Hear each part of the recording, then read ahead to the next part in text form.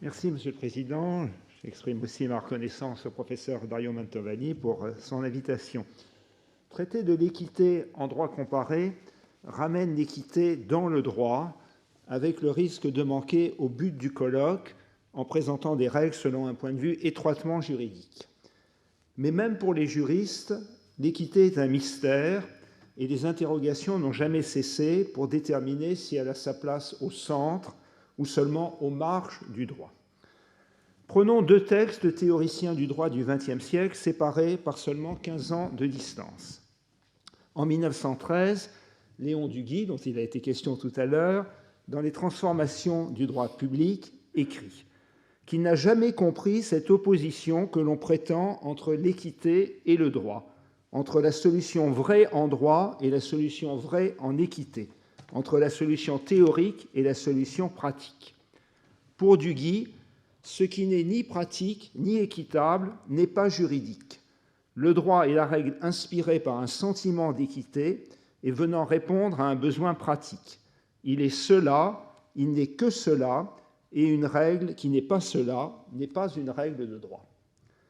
En 1928, Hans Kelsen considère dans son article sur la garantie juridictionnelle de la Constitution que les principes non traduits en normes de droit positif, mais qui devraient l'être parce qu'équitables, n'ont pas de caractère obligatoire et ne peuvent avoir de rôle dans le procès de création du droit, particulièrement devant une juridiction constitutionnelle. Et poursuit-il, ce n'est qu'en apparence qu'il en est autrement lorsque, comme il arrive parfois, la Constitution elle-même se réfère à ces principes en évoquant les idéaux d'équité, de justice, de liberté, d'égalité, de moralité, sans préciser le moins du monde ce qu'il faut entendre par là. Si ces formules ne recouvrent rien de plus que l'idéologie juridique courante, dont tout ordre juridique s'efforce de se parer, la délégation de l'équité, de la liberté, de l'égalité, de la justice, de la moralité signifie uniquement, à défaut d'une précision de ces valeurs, que le législateur, comme les organes d'exécution de la loi, sont autorisés à remplir discrétionnairement le domaine qui leur est abandonné par la Constitution et par la loi. Car les conceptions de la justice, de la liberté, de l'égalité, de la moralité diffèrent tellement, selon le point de vue des intéressés, que si le droit positif ne consacre pas l'une d'entre elles, toute règle de droit peut être justifiée par l'une de ces conceptions possibles. L'on pourrait arguer de cet éternel conflit entre justes naturalistes et justes positivistes, partisans et adversaires du cognitivisme des valeurs, que la querelle est sans solution, sinon au gré des options théoriques de chacun. Et dans la tradition française, je pourrais être hostile à l'équité dite cérébrine, comme le furent le président Fabre du Parlement de Savoie au début du XVIIe siècle, ou le président Bouillet au Parlement de Bourgogne au début du XVIIIe siècle, et je pourrais toujours garder en mémoire la célèbre mise en garde de Charondas le Caron, « Dieu nous garde de l'équité des parlements ». Face à ces tentations théoriques, voire idéologiques, le droit comparé a l'avantage de nous ramener sur un terrain empirique, celui des règles de droit positif qui, dans de nombreux ordres juridiques, nationaux ou internationaux, je ne parlerai pas des derniers, utilisent aujourd'hui le terme d'équité. Du point de vue terminologique, l'on s'accorde à identifier le même signifiant dans les mots équité, equita, equidad, equidade, epieikeia, billigkeit, billigkeit, billiget, koei en japonais, gongping en chinois. Vous avez certains de ces mots qui sont inscrits ici. Pour autant, les comparatistes savent que le même nom de concept peut correspondre à des concepts différents. En anglais, depuis le début du XXe siècle, le terme équité désigne aussi les actions d'une société ou la valeur du capital de cette société, déduction faite de son passif et de la distribution des bénéfices. En sens inverse, les mêmes concepts peuvent donner lieu à une diversité de noms. Les juristes travaillant sur l'équité l'assimilent assez souvent aux concepts désignés sous les noms de bonne foi, de rationalité, voire de justice, avec le risque, déjà souligné par Max Weber, de se référer à des facteurs purement sentimentaux qui s'appuie sur des maximes très générales et creuses. Pour s'éloigner de ce subjectivisme, Max Weber recommandait de revenir aux particularités nationales dans le développement du droit. C'est pourquoi nous tenterons d'abord un panorama de la place de l'équité dans un certain nombre d'ordres juridiques contemporains, avant de proposer une réflexion plus théorique sur les définitions et les fonctions de l'équité telles qu'elles peuvent se dégager du droit comparé. Ce serait trop ambitieux de prétendre réaliser ce panorama sur les presque 200 États de la planète, ce qu'aucune étude n'a fait.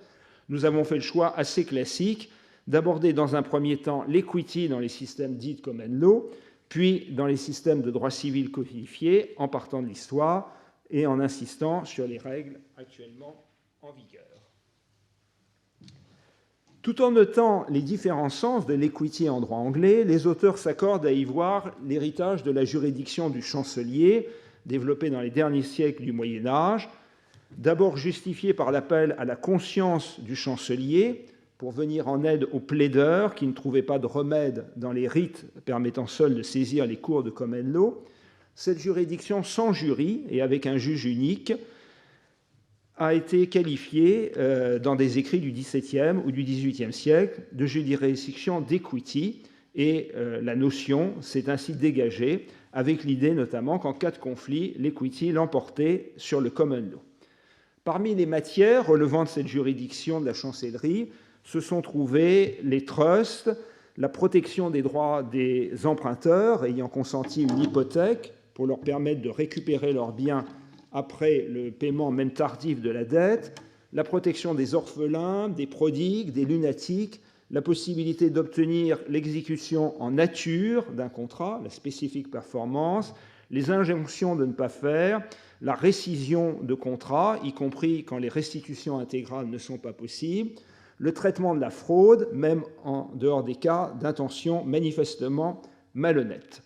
Vous avez ici un ouvrage classique d'un avocat, d'un jeune avocat, dont c'est la seule œuvre, il est mort peu de temps après, Snell, en 1868. C'est un des traités, parmi d'autres, qui fait l'objet de rééditions multiples au cours de la deuxième moitié du XIXe siècle et jusqu'à nos jours en Angleterre et même aux États-Unis. Et vous avez d'abord la liste de toutes les matières. Vous voyez une liste assez hétéroclite qui relève de l'equity, sur laquelle je ne vais pas revenir. Et puis, à l'introduction du chapitre 2, c'est le point original de Snell, la définition de ce qu'il a appelé les maximes of equity, 11 ou 12. Vous voyez aussi sur le texte que l'equity est définie comme une science qui aurait ces postulats dans ces maximes très générales. Equity will not suffer a wrong to be without a remedy. Equity follows the law. Très difficile à comprendre et à interpréter. He who seeks equity must do equity. Equality is equity. On peut rester un peu pantois devant ces types d'affirmations.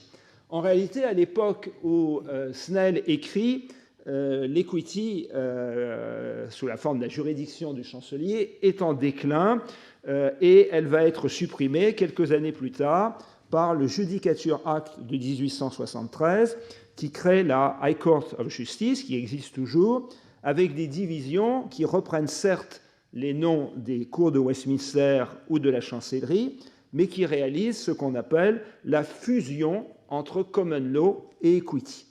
Ça signifie que la division de la chancellerie peut recevoir et reçoit souvent des demandes fondées sur l'equity, mais qu'elle peut en recevoir aussi en common law, et que réciproquement, les divisions traitant de la common law peuvent recevoir aussi des arguments fondés en equity.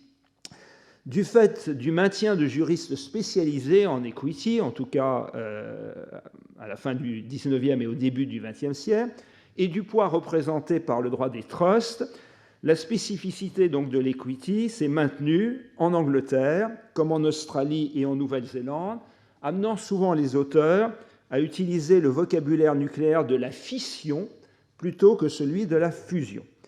Dans ces pays, assez curieusement, les matières d'equity restent immobilisées à ce qui relevait de la compétence de la chancellerie en 1873.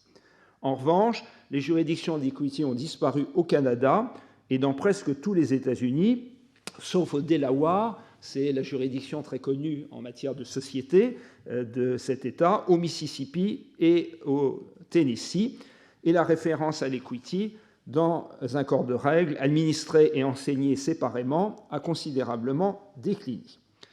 Si nous nous tournons maintenant vers les pays de droit civil, on commence bien évidemment par le Code Napoléon, parce que chronologiquement, il a été pionnier et a exercé une influence notable sur d'autres codifications, en se référant à l'équité dans un tout petit nombre d'articles concernant des sujets spécifiques. Il y avait bien eu le projet d'un livre préliminaire rédigé par Portalis, selon lequel, dans les matières civiles, le juge, à défaut de loi précise, est ministre d'équité, mais ce projet a été repoussé et le Code civil de 1804 ne comporte que 2 articles qui prononcent le mot équité. L'article 565 sur l'accession entre 2 meubles, la réunion de 2 meubles, où le juge peut se prononcer selon l'équité, mais juste après, il y a une dizaine d'articles pour lui expliquer comment il doit faire, quand même, qui l'encadrent assez précisément. Et puis, très important, bien évidemment, qui a suscité les remarques géniales de Durkheim, l'article 1134, selon lequel les conventions obligent non seulement à ce qui est exprimé, mais encore à toutes les suites que l'équité, l'usage et la loi donnent à l'obligation d'après sa nature. Dans le droit français aujourd'hui, ce dispositif a été un petit peu complété par 2 articles issus de la réforme de 1965 sur les régimes matrimoniaux et donc sur les rapports patrimoniaux aussi entre époux, article 278 et article 1279, par le Code de procédure civile de 1976 qui, dans son article 700 d'application constante, dit que dans le calcul des dépenses, on doit tenir compte quand même de l'équité et pas imposer des dépenses démesurées à une partie qui ne peut pas les payer. Et dans le Code du travail, actuellement dans l'article 2524.4, où il y a la mention de l'équité sur le rôle du juge dans l'interprétation des conventions collectives. L'application de tous ces articles se fait sous le contrôle de la Cour de cassation. Celle-ci a utilisé l'équité historiquement pour quelques constructions jurisprudentielles, comme l'enrichissement sans cause, mais elle se montre assez sévère et casse régulièrement les décisions qui utiliseraient l'équité sans fondement dans ces quelques articles modifiés.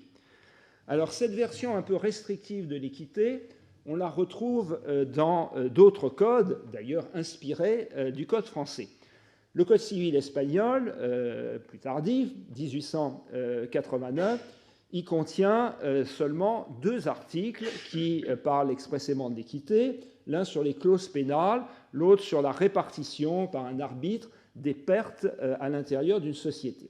Il est vrai que la version de 1889 a été complétée en 1974, on était encore dans le régime franquiste, par un article 2.3 qui affirme que dans l'interprétation des lois, les juges ont la possibilité de recourir à l'équité, mais l'article précise ensuite qu'un jugement fondé exclusivement sur l'équité ne peut intervenir que dans les cas où la loi l'a expressément autorisé.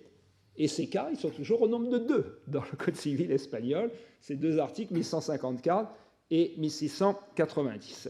En poursuivant dans la chronologie, le Code civil italien actuel, le deuxième, l'histoire de l'Italie unifiée, de 1942, on y retrouve à l'article 1374 la tradition française sur les suites du contrat, quelque chose de très comparable à notre ancien article 1135.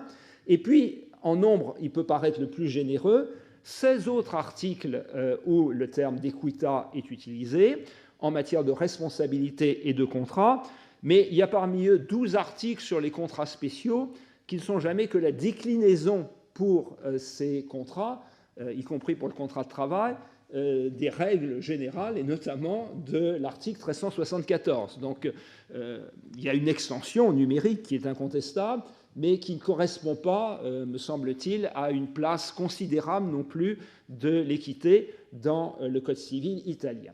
Et le Code civil grec, qui a été achevé seulement en 1946, eh bien, dans le pays d'Aristote, il ne prononce le mot épieikeia qu'une seule fois, un article aujourd'hui 1393, c'est l'anciennement 1456, si vous le cherchez, mais la réforme bioéthique en Grèce a introduit une transformation d'article, c'est plus cet article-là, qui, dans les procédures de divorce, prévoit le recours possible à l'équité pour attribuer le logement à l'un des époux divorcés. Alors, des codes plus généreux pour l'équité, on en trouve quelques-uns, et le premier dans l'ordre chronologique, c'est le Code chilien de 1855, rédigé par Andrés Bello, qui était un très grand lecteur de Portalis et qui s'en est inspiré pour introduire à l'article 24 une disposition qui dit que le juge qui ne trouve pas de solution dans la loi, en dernier recours, va pouvoir recourir à l'esprit général de la législation et à l'équité naturelle. Une disposition qui a été reproduite dans d'autres codes d'Amérique du Sud qui imitent le code Bello. Un peu différent, mais avec peut-être une place effectivement plus importante pour l'équité, le Code civil allemand, le BGB de 1896, 5 articles qui parlent de la Billigkeit sur le droit des contrats, et puis surtout le paragraphe 242, très connu, sur la bonne foi et la loyauté, Treu und Glauben. Alors, ce n'est pas l'équité, en tout cas dans les termes utilisés, il n'y a pas Billigkeit, mais la jurisprudence allemande, et surtout au cours du XXe siècle, pendant la République de Weimar et dans la République fédérale, après 1949, a fait jouer cette clause dans de très nombreuses situations, dans un sens qui est interprété par beaucoup d'auteurs, par la doctrine, en faisant référence à l'équité. Et il passe sur le slide, le droit japonais a suivi une voie analogue avec l'introduction en 1947, au début du Code, d'un article général sur la bonne foi qui permet aux juges, dans certains cas, de se référer à l'équité. Nous retrouvons la Suisse avec le Code civil suisse qui a été évoqué par M. Heger, 1907-1912, et son article 4 donne pouvoir aux juges, je cite la version française, d'appliquer les règles du droit et de l'équité, Billigkeit en allemand, equita en italien, dans les versions qui font aussi foi, lorsque la loi réserve son pouvoir d'appréciation auquel le charge de prononcer en tenant compte des circonstances, soit de justes motifs. Le Code civil suisse est peut-être ce qu'il y a le plus proche d'Aristote, mais quand même avec quelques réserves.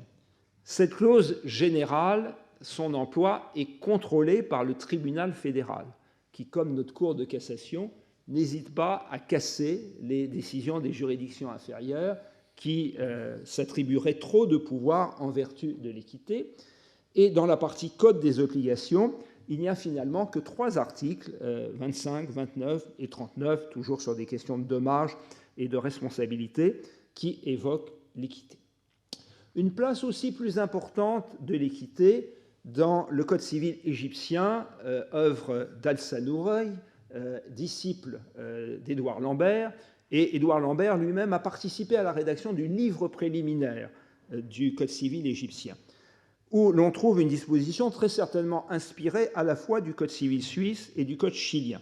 Alinéa 2, article 1, à défaut d'une disposition législative applicable, le juge statuera d'après la coutume et, à son défaut, d'après les principes du droit musulman.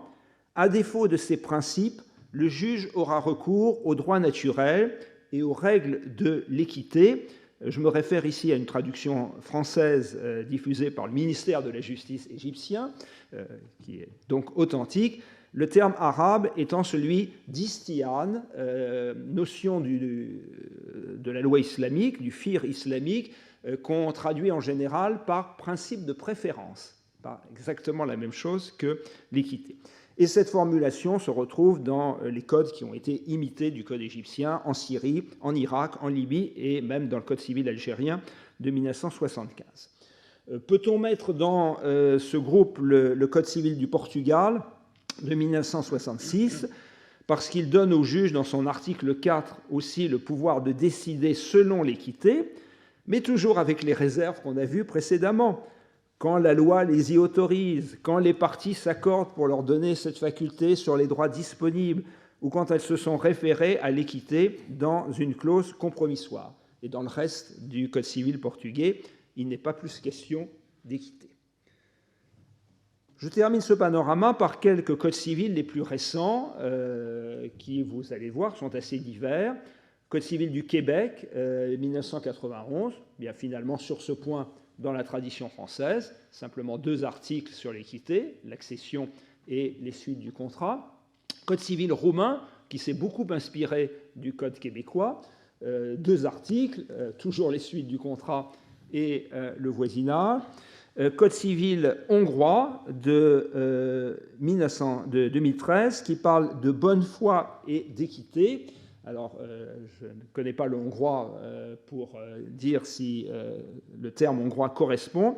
J'ai consulté une traduction anglaise qui traduit la disposition par le mot fairness. J'y reviendrai tout à l'heure. Code argentin 2014, 2 articles sur l'équité, à nouveau sur des questions de dommages et de contrats. Seuls 2 codes récents paraissent avoir accordé une plus grande place à l'équité.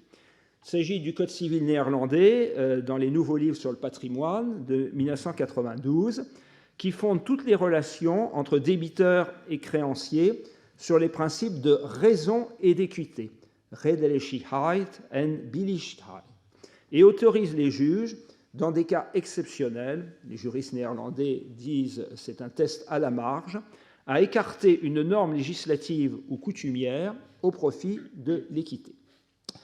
Tout cela se lie à l'article 3.12 qui renvoie à ce propos aux principes du droit généralement reconnus, aux convictions sur le droit aux Pays-Bas et aux intérêts sociétaux et personnels du cas d'espèce.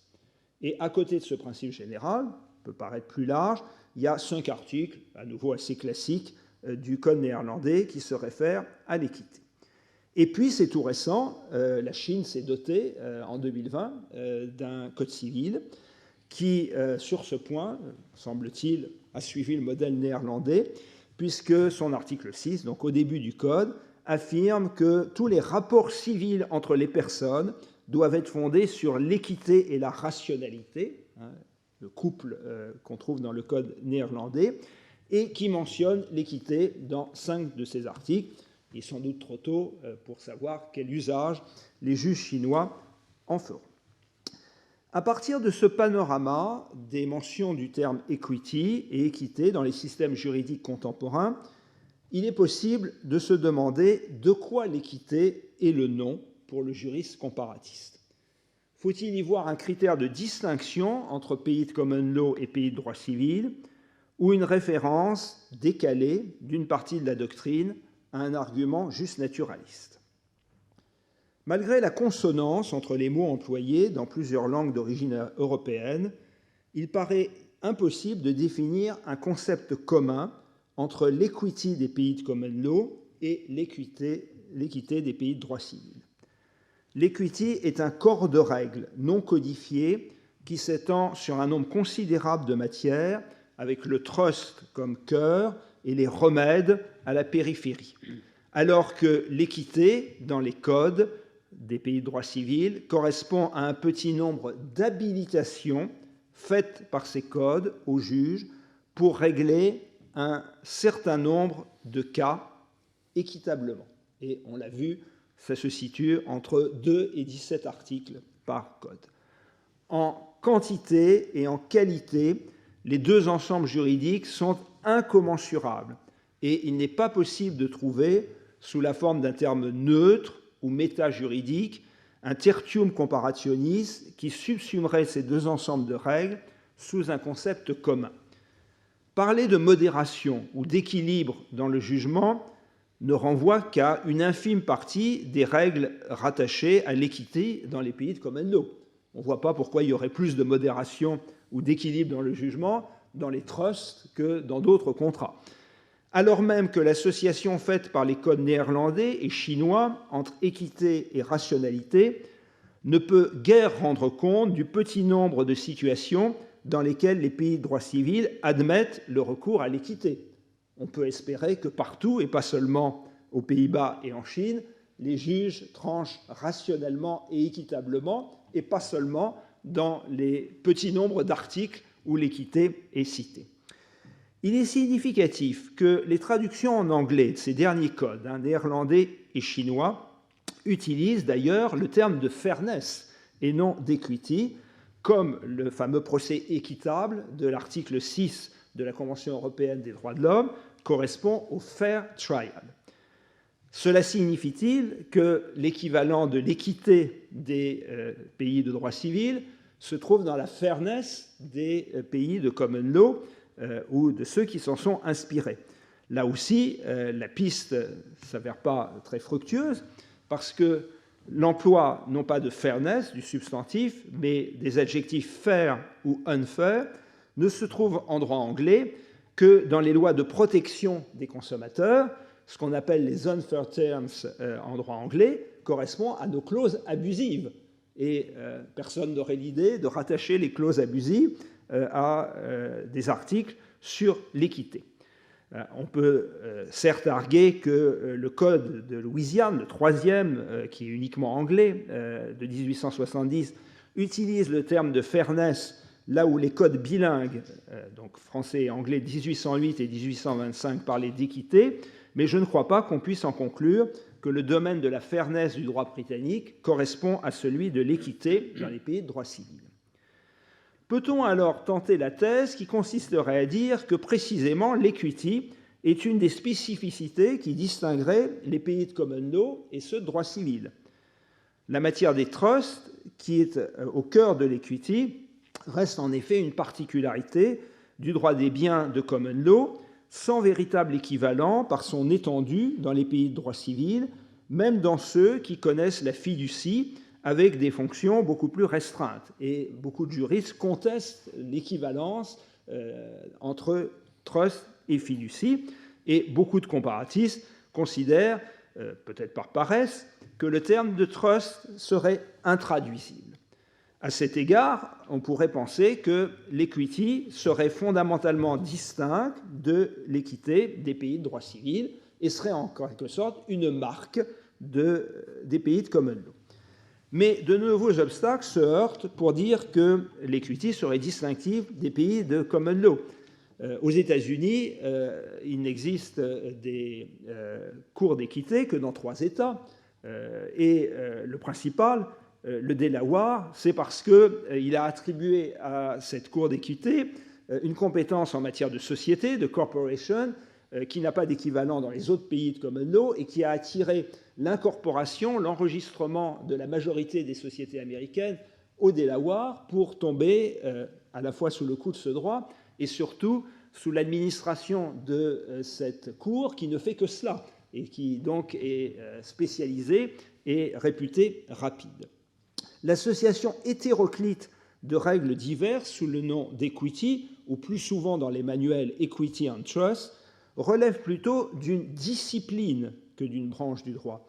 Une discipline enseignée au Royaume-Uni, en Australie et en Nouvelle-Zélande, mais pratiquement plus au Canada, en Afrique du Sud ou aux États-Unis. Il n'y a pratiquement plus de cours d'équité.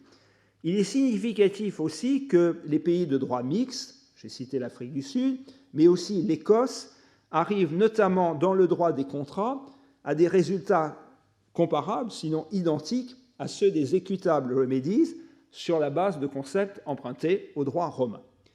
Si l'equity survit comme une catégorie traditionnelle de certains pays de common law, c'est encore une fois à travers des ouvrages doctrinaux, rappelez ce que je disais sur le traité de Snell, qui maintiennent un semblant de cohérence entre des matières ayant perdu toute unité dans le droit positif. L'equity et l'équité font toujours pourtant l'objet d'une littérature savante dans de nombreux pays, le Royaume-Uni bien évidemment et certains pays de common law, l'Italie, la France, l'Espagne, et de la part de spécialistes de droit musulman qui travaille sur ce concept du fiqh, de la science musulmane, l'ijtihad, qui est plutôt un mode de raisonnement, d'argumentation avec un principe de préférence. Les professeurs de droit qui écrivent sur l'équité continuent ainsi à lui chercher une signification unitaire, ou du moins réductible à quelques idées, alors que l'étude empirique et comparative montre la diversité extrême des règles attachées au terme d'équité ou d'équity dans les différents droits positifs, et dans beaucoup de pays de droit civil, la présence numériquement faible, voire l'absence totale de ces références à l'équité dans les codes et dans les lois. Comment expliquer qu'une partie de la doctrine persiste à discuter, à disserter sur un tel principe qui serait philosophique ou méta-juridique, alors que les textes de droit positif n'ouvrent pas tellement d'horizon, en dehors peut-être de nouveaux textes, il a été question sur l'environnement, à cette notion d'équité. L'équité apparaît dans cette littérature comme une forme différente de droit, un état d'esprit, une source d'inspiration du droit, et surtout une manière d'expliquer le travail des juges sur l'interprétation des textes législatifs. Il est fait souvent référence, par exemple, aux analyses de Dworkin à propos de la décision de la Cour de New York en 1889, Riggs versus Palmer, sur l'incapacité successorale du meurtrier d'un testateur. Le meurtrier a été couché sur le testament de celui qui l'avait tué, et la question qui n'était pas tranchée par les précédents était de savoir s'il était digne ou indigne de recevoir l'héritage du décujus qu'il avait tué. Et les juges ont eu recours effectivement à des principes de fairness, et cet exemple célèbre a été souvent utilisé par Dworkin pour montrer l'importance, à côté des règles, de ces principes de justice, de due process ou de fairness, termes que l'on peut peut-être, et j'ai exprimé quelques doutes là-dessus, traduire par équité. Pour un partisan du positivisme juridique, cet appel à un principe d'équité relève d'une forme ou d'une autre de justnaturalisme, même si le terme n'est pas prononcé. Et il pourrait témoigner de la persistance de cette option philosophique, tout à fait respectable, mais d'une persistance que Kelsen lui-même avait reconnue pour mieux la combattre, l'hydre justnaturaliste dont il faut toujours couper des têtes. Pour un juriste comparatiste, il paraît bien téméraire de chercher à unifier sous un même concept de la science du droit des règles de droit positif actuelles qui accordent, on l'a vu, des portées et des fonctions si diverses à l'équité. Pour un historien du droit, force est de constater l'héritage, plus ou moins conscient et informé, de la doctrine des temps antiques, médiévaux et modernes, qui s'était tant interrogée sur l'aequitas scripta ou non scripta, sur les liens entre aequitas et epieikeia aristotélicienne, comme sur la contribution de l'équité à la réflexion sur l'interprétation des lois. Mais il y a mille et une manières de traiter de l'interprétation des lois par les juges sans se référer à l'équité. Dans les contextes actuels où les juges des pays de droit civil, comme ceux des pays de common law, interprètent les lois au regard d'un réseau de plus en plus complexe d'énoncés constitutionnels et de normes internationales, en s'efforçant surtout d'assurer la cohérence de leur jurisprudence, cette riche littérature juridique, en tout cas dans sa filiation avec le droit civil, avec le droit privé, je ne parle pas des développements plus nouveaux qui ont été suggérés en droit de l'environnement, cette riche littérature juridique, ou ce qu'il en reste sur l'équité, ne peut paraître que décalée par rapport à ce qui a été positivé par les codes ou les décisions judiciaires sous les termes d'equity, de fairness ou d'équité. Merci. Venez prendre place pour la discussion. Bien sûr, la notion d'équité a été abordée dans une perspective différente, puisque vous avez mis l'accent sur le travail du juge, puisque vous avez même fini par dire qu'au fond, l'équité pouvait être considérée par certains comme un mode de travail du juge de façon générale, alors que là, c'est sur les conditions de rédaction d'un texte. Donc, de votre côté, c'est le texte qui est en cause, alors que là, c'est l'interprétation du texte. Mais est-ce qu'il n'y a pas un lien tout de même? Parce que je suis frappé par le fait, vous avez cité Yves Bonnefoy, qui n'est certes pas un juriste, mais dont les considérations sur la traduction sont intéressantes. Et effectivement, les exemples que vous nous avez donnés montrent à quel point il y a une possibilité d'améliorer des textes à l'épreuve de cette traduction, et que la traduction est une épreuve bénéfique. Alors j'aimerais vous poser une question très simple. Est-ce que si cette épreuve de la traduction permet d'avoir une clarification, est-ce que cela, quel est l'effet sur, je dirais, l'activité des juges en Suisse? Est-ce que les textes sont rédigés pendant la Révolution? On disait, si un texte est magnifiquement rédigé, le juge n'est que la bouche de la loi. Est-ce que donc chez vous en Suisse, le juge est davantage la bouche de la loi parce que les textes sont si bien rédigés grâce à cette épreuve de la traduction que les conditions de l'interprétation, je dirais, deviennent plus limitées? Qu'est-ce qu'on peut dire à cet égard? Alors oui, merci de la question.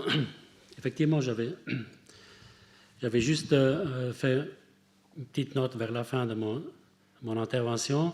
Il y a plusieurs juges dans le passé, mais même contemporains, un ami que je connais très bien, qui me disent qu'effectivement, le fait de disposer de 3 versions linguistiques qui expriment ou essayent d'exprimer la même norme, c'est une arme interprétative très forte pour le juge, parce que si une version n'est pas claire, il peut toujours s'appuyer sur les autres. Du reste, certains juges, lorsqu'il s'agit d'appliquer un article, lisent systématiquement les 3 versions. La plupart du temps, simplement pour s'assurer que les 3 versions disent la même chose. Mais après, il faut voir comment ils la disent. Et donc, comme vous le disiez, c'est effectivement un instrument très puissant pour tout le travail herméneutique que doit faire le juge. Je trouve ça très intéressant parce qu'actuellement, on voit à quel point, en tout cas, je vois dans le cas français, à quel point les conditions de rédaction des lois aboutissent à des textes épouvantablement rédigés. Épouvantablement rédigés parce que ceux qui font les propositions de loi sont mal conseillés, mal rédigés aussi parce que l'intervention du Conseil d'État est loin d'être suffisante, et je ne parle pas de celle du secrétariat général du gouvernement qui joue son petit rôle de filtre. Et donc, il est vrai que dans nos sociétés, il y a un vrai problème de rédaction des lois, et que l'exemple suisse montre que, à travers cette épreuve de la traduction, il y a une contribution utile à cette clarification. Pour l'exposé de Jean-Louis Alperin, j'aurais 2 questions à lui poser. La première, vous avez insisté à juste titre sur le fait que le terme même d'equity a une consonance économique, si je puis dire, dans son origine, et qu'il a de plus en plus aujourd'hui. Le private equity domine le capitalisme à venir, et qu'il a été en quelque sorte inventé et lié à cette forme à la fois sociale et économique particulière que sont les trusts, et qui n'ont pas d'équivalent. Mais si on dépasse, je dirais, ce domaine des trusts que vous avez évoqué, parce qu'en termes historiques, il convient de le faire, la distinction entre le terme d'equity allant vers celui de fairness transforme un peu le cadre d'analyse, si on met de côté cette question-là. Et vous avez justement fait cette distinction. La question que j'aimerais vous poser concerne l'office du juge lui-même. Vous dites à juste titre que l'équité participe du mode de travail du juge en général. Ça n'est pas simplement l'espace de liberté que lui laissent les imprécisions de la loi. qui définit l'équité. Mais la question que j'aimerais vous poser, c'est l'office du juge. Il n'est pas le même, je connais mal tout le droit européen, mais il n'est pas le même en tout cas en France et aux États-Unis. Aux États-Unis, il y a très souvent un juge unique. En France, il y a une cour. Et j'ai le sentiment que la distinction entre un juge unique et une cour est considérable. C'est-à-dire que la cour présuppose un espace de délibération. Et de fait, ça fonctionne comme ça. Quand on voit la façon dont des magistrats prennent leurs décisions, ils discutent entre eux fortement. Aux États-Unis, l'office du juge est vraiment... c'est une personne. Et donc, la notion même de travail du juge me semble différente si c'est une personne unique. Moi, j'ai été jugé aux États-Unis pour un excès de vitesse aggravé. Et donc, je suis passé devant un tribunal. J'ai eu, heureusement, j'ai dit que je plaidais coupable, sinon ça aurait été très compliqué après.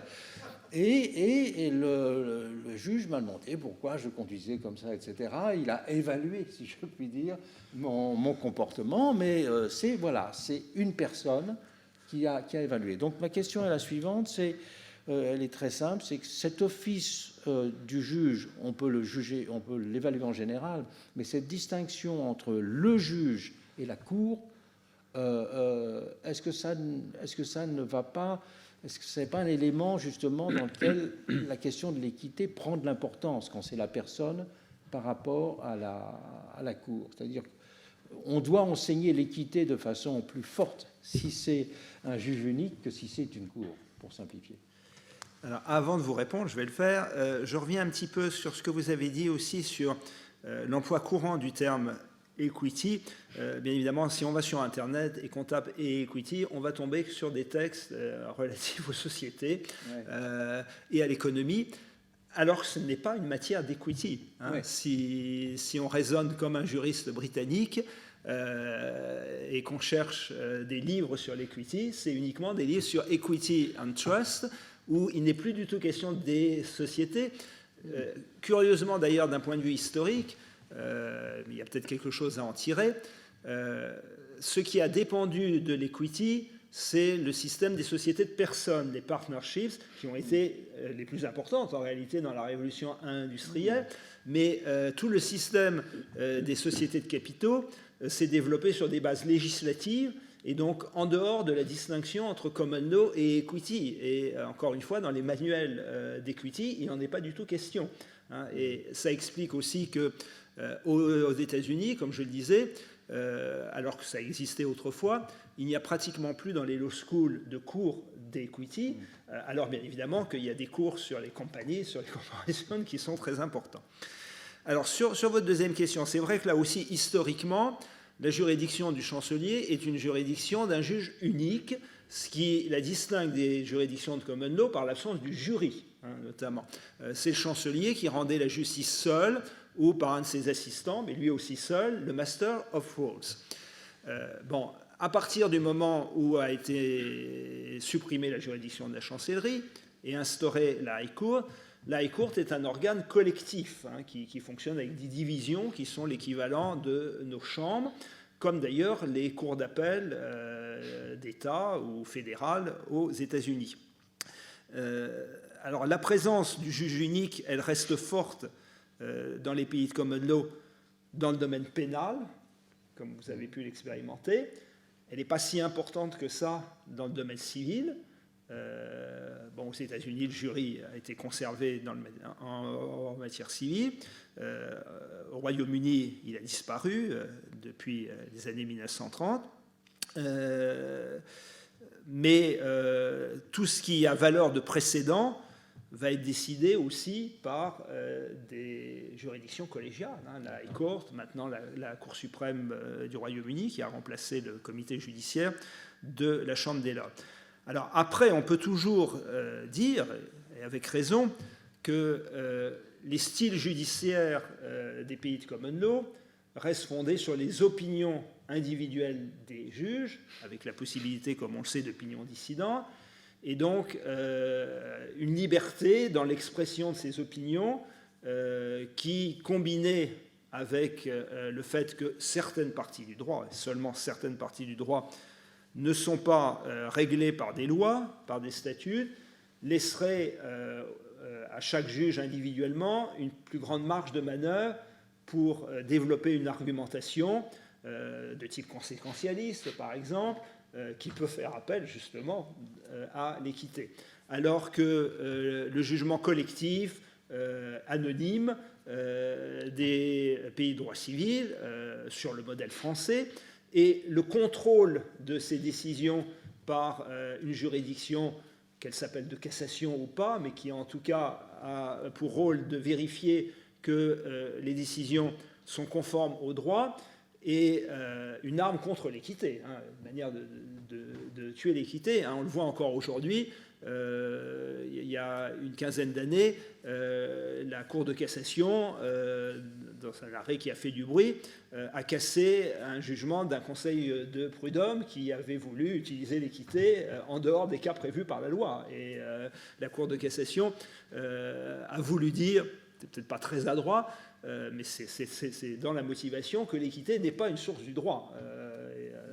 Donc n'hésite pas à taper sur les doigts des juges qui dépasseraient ce pouvoir. Bon, je n'ai pas la même expérience du tribunal fédéral suisse, mais bon, dans ce que j'ai vu dans la doctrine et dans les annotations de l'article 4, j'ai bien l'impression quand même que le tribunal fédéral aussi, même avec cette clause très large de l'article 4, empêche les juges de juger arbitrairement ou de juger selon leur propre conception de l'équité et les ramène toujours finalement sur des règles exprimées par écrit.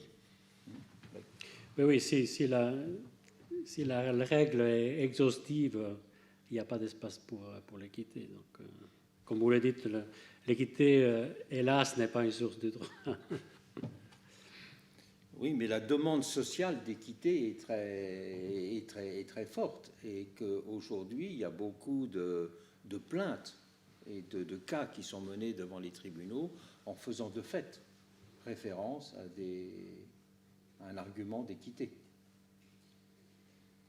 Bien, écoutez, je crois que c'était très bien de terminer sur ce colloque sur l'office du juge et la production de la loi, parce que là, c'est un des modes, je dirais, d'administration et d'apparition, d'obligation de redéfinir cette notion même d'équité. Là, c'est l'épreuve finale, si je puis dire.